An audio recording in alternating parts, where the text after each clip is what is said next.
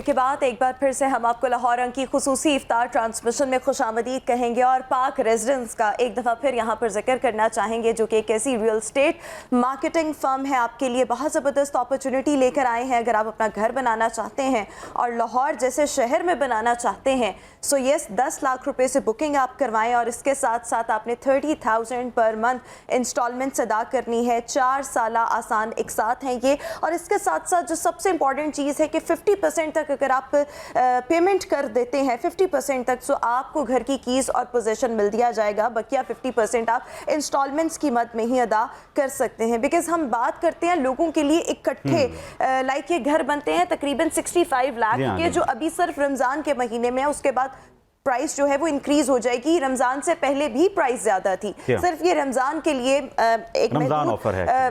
हाँ चलें, रमजान ऑफर है, सो इससे आप सबने भरपूर फायदा उठाना है। और इस अमाउंट में बेसिकली लोगों के लिए ये है तो कम अमाउंट, मतलब अगर हम बाकी घरों के कंपैरिजन उनकी कीमतों को देखें, बट येस अगर हम इसको देखें तो लोगों के लिए इसके हवाले से भी यकमुश्त पेमेंट करना काफ़ी ज़्यादा डिफ़िकल्ट होता है। सो ऐसे तमाम लोग जो अपना घर बनाना चाहते हैं वो इस अपॉर्चुनिटी से फ़ायदा उठा सकते हैं। और आपकी टीवी स्क्रीन पर नंबर्स भी इस वक्त पाक रेजिडेंस के डिस्प्ले हैं। बिल्कुल ठीक। और इसमें एडिशन ये करूँगा कि सूद से महफूज आप रह सकते हैं, चूँकि जब हम बैंक की तरफ जाते हैं तो हमें काइबर के थ्रू और फिर इस तरह से सूद की अदायगी करनी पड़ती है, और जो 20-20 साल हमें अदा करना पड़ता है उसकी शरह बहुत ज़्यादा होती है। यहाँ पर आप महफूज रह सकते हैं सूद से। अपनी ट्रांसमिशन का सिलसिला आगे बढ़ाएंगे, और हमें ट्रांसमिशन में चूँकि हमारे साथ हारिस भट्टी भी मौजूद हैं जो कि सोशल मीडिया स्टार हैं, मेरे बड़े अच्छे दोस्त भाई हैं। हारिस, आपसे जानना चाहूँगा, डिजिटल मीडिया की चूँकि बात हो रही है, इससे पहले अनीब से भी बात हुई, उन्होंने कहा कि व्यूअरशिप के लिए हर तरह का कंटेंट बिकता है। बिल्कुल। तो हमने ये भी देखा कि फहाशी बहुत ज़्यादा फैलाई गई, वल्गैरिटी पे बहुत सारी वीडियोस बनाई गई कि व्यूअरशिप आती है इससे, ठीक है। तो इससे एक तरह से तो हमारी जो बच्चे बच्ची हैं उनकी तरबियत भी तो हो रही है, इसको किस नज़र से देखते हैं? सर, इसमें अव्वल तो बहुत शुक्रिया आपका, आपने इन्वाइट किया। सबसे पहली चीज़ है कि हम जब लाहौर प्रेस क्लब को देखते हैं ना, तो लाहौर प्रेस क्लब ने आपको एक रास्ता भी बताया कि आपने इसको फॉलो करना है। अगर आप इसको फॉलो नहीं करेंगे हम आपको साफ़ ही नहीं मानेंगे। वो अपनी जगह ठीक है, और वैसे भी इस वक्त तो मार्केट में यूट्यूबर के लिए गाली बन गया हुआ लफ्ज़। यूट्यूबर को गाली कहा जाता है कि भाई यूट्यूबर एक गाली है। अब अगर लाहौर में एक ऐसी जगह है जहाँ पर लोगों को पता है कि जहाँ जाएंगे तो 1 मिलियन व्यूज़ आ जाएंगे, लेकिन ये नहीं पता कि कल को जब उनके अपने बच्चे होंगे तो देखेंगे हमारे वालिद साहब ने इस उम्र में इस फलानी खातून को बेनकाब किया था। मतलब कि हम मैसेज क्या देना चाह रहे हैं?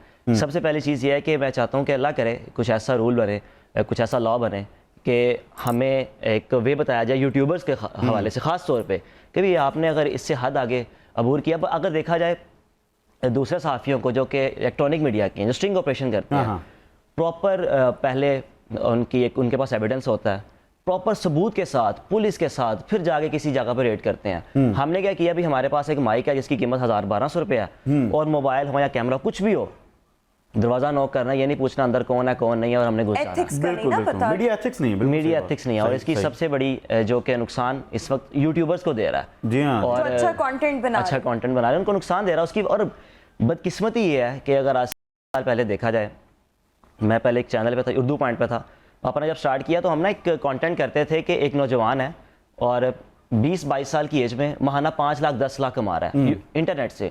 उसको तकरीबन कोई 1-1.5 लाख लोग इजीली देख लेते थे 2-3 दिन में।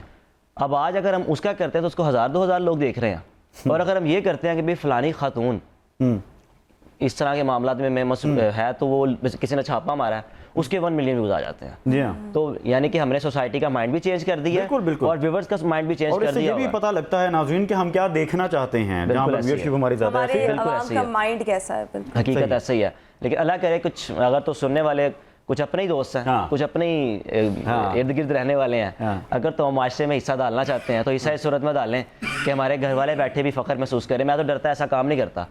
गलती से एक दफ़ा वो भी मतलब कि लिमिट नहीं क्रॉस की थी, तो घर गया, वाले साहब कहते हैं बेटा नेक्स्ट टाइम अगर ऐसा हुआ ना सिस्टम भी तोड़ दूंगा, तेरा चैनल भी उड़ा दूंगा। तो मैंने बाद तौबा कर ली कि नहीं ये आपका कंटेंट मोस्टली क्या होता है? सियासी होता है, सोशल इश्यूज होते हैं? कंटेंट ये होता है कि मैं पहले जब उर्दू पॉइंट पे था तो मोटिवेशनल स्टोरी, इमोशनल स्टोरी, कोई क्राइम आ गया, क्राइम भी ऐसे कि भाई पहले एक FIR सामने आती है कि फलाने SHO से रब्ता किया जाता है, भाई आपके थाने में ये मुलजिम है, इनसे अपने इंटरव्यू करना है, यानी कि पहले रूल को फॉलो किया जाता है। लेकिन आजकल आपके सामने आजकल ओपनली सब कुछ मामला चल रहे हैं। ट्रांसमिशन का सिलसिला आगे बढ़ाते हैं। आज का टॉपिक बड़ा ज़रूरी है जिस पर बात करनी है। हमारे जो माशरती हालात हैं इस हवाले से बहुत ज़्यादा ज़रूरी हो गया जहेज़ पर बात करना। मुफ्ती साहब की जानिब जाऊँगा। मुफ्ती साहब, सवाल बड़ा ज़रूरी है जो कि रोज़मर्रा की रूटीन अब बन चुकी है। बात ये होती है कि जी डिमांड नहीं है, मगर आप अपनी बेटी को खुशी से जो भी देना चाहें वो हमें कबूल है, तो एक तरह से साइकोलॉजिकली एक प्रेशर भी बन जाता है। ये मुतालबा ही है एक तरह का, इसके हवाले से क्या कहेंगे? मुतालबा रिज़वान भाई किसी भी हवाले से हो वो इंतहाई नामुनासिब और काबिल रद्द है। ठीक है। कुरान करीम के अंदर अल्लाह रब्बुल इज़्ज़त ने इरशाद फरमाया कि अर्रिजालु क़व्वामून अलन निसा, मर्दों को औरतों के ऊपर हाकिम मुकर्रर किया गया, और हाकिम की जो ज़िम्मेदारी होती है वो अपने निचले के लोगों की तमाम तर अखराजात मामलात को देखना, संभालना और कंट्रोल करना, ये इसकी ज़िम्मेदारी है। ठीक है। जब ये हाकिम खुद ही हाथ फैला रहा है अपनी रियाया के सामने, अपने महकूम के सामने, पहली बात तो यह कि इसकी अपनी वैल्यू क्या रहती है, एक बात। दूसरी बात यह कि कुरान करीम के अंदर अल्लाह ताला ने आपको जो है वो मजबूत करार दिया है। ठीक है। तो जब आप औरत से मुतालबा कर रहे हैं तो गोया कि आप नफ्सियाती तौर पर इस बात को तस्लीम कर रहे हैं कि औरत आपके ऊपर है, आप महकूम है और औरत हाकिम है। ठीक है। तो औरत की हाकिमियत को आप खुद से तस्लीम करके अपने आप को खुद आप डिग्रेड कर रहे होते हैं। तो इस हवाले से भी कुरान के तनाजुर में भी और अकली तौर पर भी ये किसी भी तरह लॉजिकल नहीं है कि मर्द जो है वो औरत से या औरत लड़की वालों से जहेज़ का मुतालबा करे और डिमांड रखे। ठीक है। वो अगर दे देते हैं तो ठीक है, अच्छी बात है। एक बात। दूसरी बात ये है कि हमारे माशरे के अंदर अल्लाह रब्बुल इज़्ज़त ने जो और अल्लाह के महबूब अलैहिस्सलाम ने निकाह जैसी खूबसूरत जो बंधन हमें अता फरमाया है, इस तरह की डिमांड्स जब आप रखते हैं तो ये सुन्नत पर अमल करना मुश्किल हो जाता है। मुश्किल हो जाता है, मुश्किल हो जाता है, एक चीज़। दूसरी चीज़ ये है कि कितनी सारी लड़कियों की रेशो ज़्यादा है, मर्द कम औरतें ज़्यादा हैं। तो जब ज़्यादा औरतें होने के बावजूद आप इस तरह की डिमांड्स करेंगे तो रिश्ते कैसे होंगे? और ऑटोमेटिकली बात है कि जब रिश्ते नहीं होंगे और एक पॉजिटिव और नेक काम नहीं होगा तो फिर बुराई के दरवाजे खुलेंगे। बिल्कुल ठीक है। तो गोया कि आप इस तरह की जहेज़ जैसी बुराई को लोगों के सामने ला कर इसके मुतालबात करके आप बुराई को प्रमोट करना चाहते हैं। बिल्कुल ठीक। निकाह को मुश्किल करके आप निकाह के मुकाबले में जो बुराई है उसको आम करना चाहते हैं। अच्छा मुफ्ती साहब, एक और मैं चीज़ आपसे यहाँ पर अर्ज करना चाहूँगी कि जब हमारे माशरे में बच्चियाँ पैदा होती हैं और अभी आजकल भी मतलब आज तक ये चीज़ एग्जिस्ट करती है, तो कहा जाता है कि बेटियों से डर नहीं लगता, उनके नसीबों से डर लगता है, या अल्लाह ताला बेटियों के नसीब अच्छे करे। वो डेफिनेटली दुआ तो देनी चाहिए, लेकिन मेरे ख्याल में बेटों के भी आजकल उतने ही अच्छे नसीब मांगने चाहिए क्योंकि हालात दोनों के लिए बहुत ज़्यादा डिफ़िकल्ट है जी। लेकिन आपको क्या लगता है कि हमारे माशरे में बेटियों के नसीब से डर लगता है, नसीब अच्छे हों, दुआ से ज़्यादा वो जो प्रेशराइज करके ये दुआ देना होता है, इसके पीछे क्या मुहर्रिकात हो सकते हैं, सोच क्या हो सकती है? पहली बात तो ये है कि बेटी हो या बेटा हो या इंसान खुद ही हो, ठीक है, अल्लाह ताला सबके नसीब अच्छे करे। बिल्कुल। नसीब और मुकद्दर ये अल्लाह रब्बुल इज़्ज़त की कुदरत और उसके हाथ में है, किसी इंसान के हाथ में नहीं है। बिल्कुल ठीक है। कितने सारे बेटियां और बच्चियां ऐसी हैं कि माशाल्लाह जो बहुत ही ज़िंदगी के अंदर खुशगवार ज़िंदगी है जिनकी, और कितनी सारी बच्चियां ऐसी हैं कि जो पेरेंट्स के पास जब होती हैं तो उनके हालात बेहतर नहीं होते हैं, जब शादी हो जाती है तो उनकी कमाल ज़िंदगी हो रही होती है, ज़बरदस्त हो रही होती है। और ऐसे बहुत सारे बच्चे ऐसे होते हैं कि जिनकी शादी से पहले की लाइफ जो है वो अच्छी नहीं गुजर होती, शादी के बाद जो बेहतरीन ज़िंदगी होती है। और इसके मुतबादिल आ जाएँ, शादी से पहले जो है वो हालात अच्छे होते हैं, शादी के बाद जो है हालात अच्छे नहीं होते हैं। तो ये तमाम तर मामलात होते हैं। इंसान को अल्लाह रब्बुल इज़्ज़त ने हर तरह के मामलात अता करके उसको आजमाया है कि हम किस तरह के हालात में किस तरह उसकी बारगाह में हाजिर होते हैं। अगर हमें सहूलियात मुयसर आ जाएँ तो क्या हम शुक्रगुजार बनते हैं? अगर हम मुश्किल का सामना करना पड़ जाए फिर भी हम शुक्रगुजार बंदे बनते हैं कि साबिर बनते हैं? नहीं बनते हैं। तो ये अल्लाह ताला की तरफ से आजमाइश होती है, एक बात। दूसरी बात ये कि बेटियों के हों या बेटों के नसीब अल्लाह ताला सभी के अच्छे करे। कुछ हमें तरीक़ाकार और कुछ तरबियतें भी होती हैं जो हमने औलाद की करनी होती हैं, और उन उसूलों के ऊपर चल के हमारे बच्चे हों या बच्चियाँ हों वो अच्छी ज़िंदगी गुजार सकते हैं। जब हम खुद तालीम और तरबियत ही अच्छी नहीं करेंगे और फिर उनकी ज़िंदगी आगे जाकर जो है वो अच्छी नहीं गुजरती है, फिर हम ये कहें कि इनके तो नसीब ही बुरे हैं। मतलब एक एडिशन ये भी करना है कि जब हम निकाह करते हैं तो उसमें देखा जाता है बैकग्राउंड, लड़कियों का ख़ास तौर पर उनकी हिस्ट्री एक पूरी देखी जाती है, जबकि इसके बारे में सरदार दो आलम सल्लल्लाहु अलैहि वसल्लम ने फरमाया कि सबसे पहले तो देखें जिससे आप निकाह करें उसका दीन कितना मजबूत है, दीन सबसे ज़्यादा होना चाहिए जिसका मफहूम है। मैं चाहता हूँ हुजूर इस पर भी रोशनी डालें कि जब निकाह करना है, जो शराइत आजकल एक पूरी लिस्ट होती है शराइत की, इसको किस तरह से देखते हैं?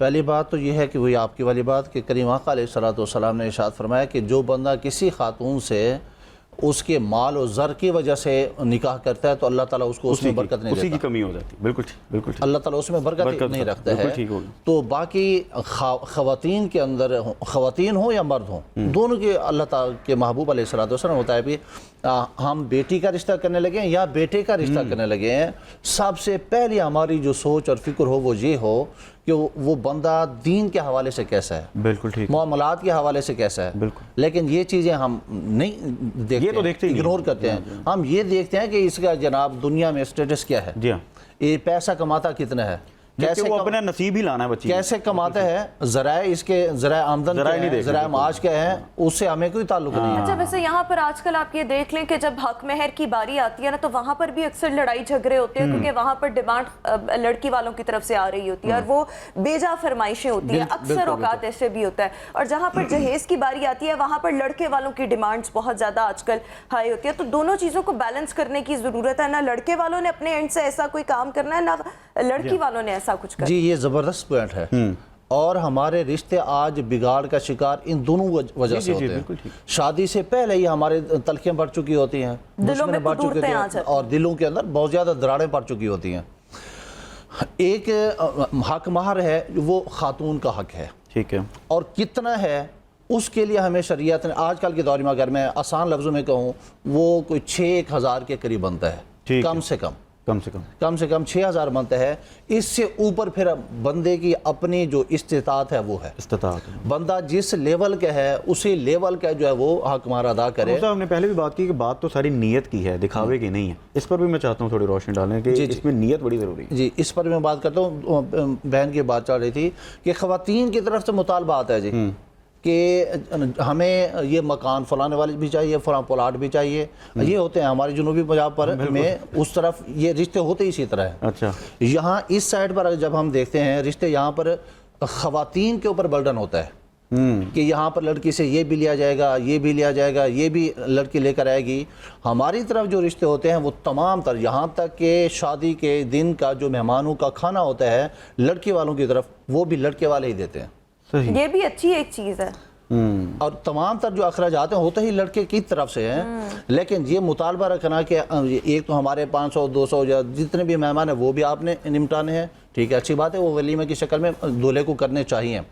और इसके अलावा एक दूल्हे की कंडीशन ही नहीं है कि वो 10 लाख रुपए महर अदा करे। आप कहते हैं नहीं, ये करना पड़ेगा।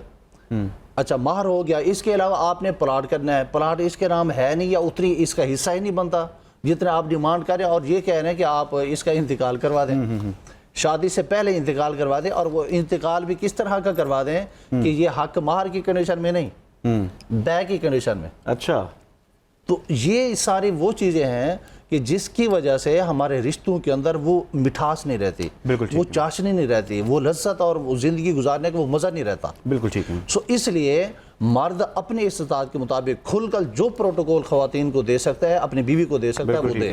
बिल्कुल ठीक है। और ख़वातीन वाले भी, लड़कियों वाले भी, उनको भी चाहिए भी अगले के इस्तिताअत को देख कर ही वो मुतालबा रखें। बिल्कुल ठीक है। और मर्दों को ये चाहिए कि वो किसी भी तरह का कोई मुतालबा अगर रखें तो वो ये हो कि बच्चे की तालीम, तरबियत, उसका रहन सहन, उसका सुलझाव किस कदर है, इस चीज़। बहुत खूबसूरत बात मुफ्ती साहब। और इसी तरह नाज़रीन, बड़ा ज़रूरी है हमें हकूक़ व फ़राइज़ भी पता हों कि हम शादी कर रहे हैं तो बीवी के क्या हकूक़ व फ़राइज़ हैं या शौहर के क्या हकूक़ व फ़राइज़ हैं। जब ये चीज़ें पता होंगी तो चीज़ें आसान हो जाएंगी।